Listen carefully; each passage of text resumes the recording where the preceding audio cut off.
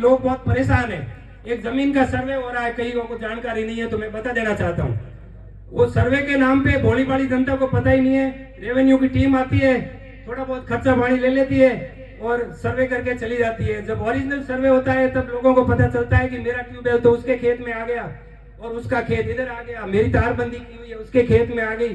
तो पहले तो SC ST को लड़ाया और अब आप एक पड़ोसी को लड़ाने की कार्रवाई कर रहे हो। तो जो भी भारतीय जनता पार्टी के प्रतिनिधि पधारे हैं उनसे मेरा निवेदन है कि ये रीसर्वे के नाम पे जो लूट हो रही है इसको आप अपने ऊपर तक फैलाएं और उसको सही कराएं। लोग बहुत परेशान है उससे। ये तो मैंने नॉर्मल बातें बताई। अब बालिका शिक्षा की बात थोड़ी सी बताऊंगा मैं आपको कि बालिका शिक्षा की बहुत बुरी स्थिति है। आप हमेशा इनकी तरफ देखते हो और ये आपकी तरफ देखते हैं। तो मैंने एक बालिका शिक्षा का बहुत बड़ा बीड़ा उठाया है। यहाँ भामा साहब विराजी हुए, करण सिंह जी उचियाड़ा साहब और कोम सिंह जी पाता और लूणा साहब, इनसे मैं निवेदन करूंगा भवन बनाने की जरूरत नहीं है। आप हर जगह भवन बनाने के पैसे दे रहे हो कि बिल्डिंगे बढ़ाओ। बिल्डिंगे सेहतरवा का हॉस्टल पड़ा है, राजपूत समाज का बालेसर का हॉस्टल पड़ा है, जोधपुर का हनुमंत हॉस्टल पड़ा है, खाली पड़े, वहां की व्यवस्थाएं नहीं संभल रही है उनसे। तो इसके लिए आप सिर्फ बालिकाओं को डायरेक्ट दो। सर मेरे को पता है, मैं उस हॉस्टल में रहा हूँ, आप लोग रहे नहीं है, यही मैं बता रहा हूँ आपको। मैं उस हॉस्टल का विद्यार्थी रहा हूँ।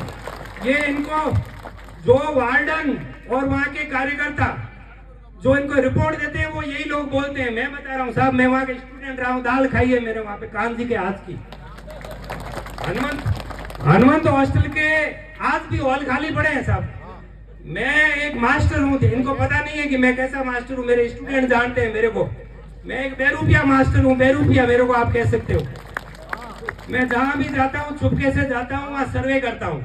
ऐसे जाके नहीं बोलता हूँ कि मैं प्रिंसिपल आया हूँ।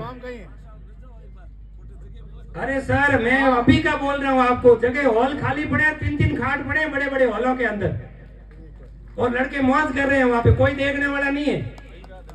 आज वही स्थिति चौपासनी की है। चौपासनी को अपन चला नहीं पा रहे हैं, तो वहां के लिए कोऑर्डिनेटर नियुक्त किया हुआ है राहुल साहब जसोल को, किशन सिंह जी जसोल को वहां बनाना पड़ा क्योंकि मैनेजमेंट फेल हो गया।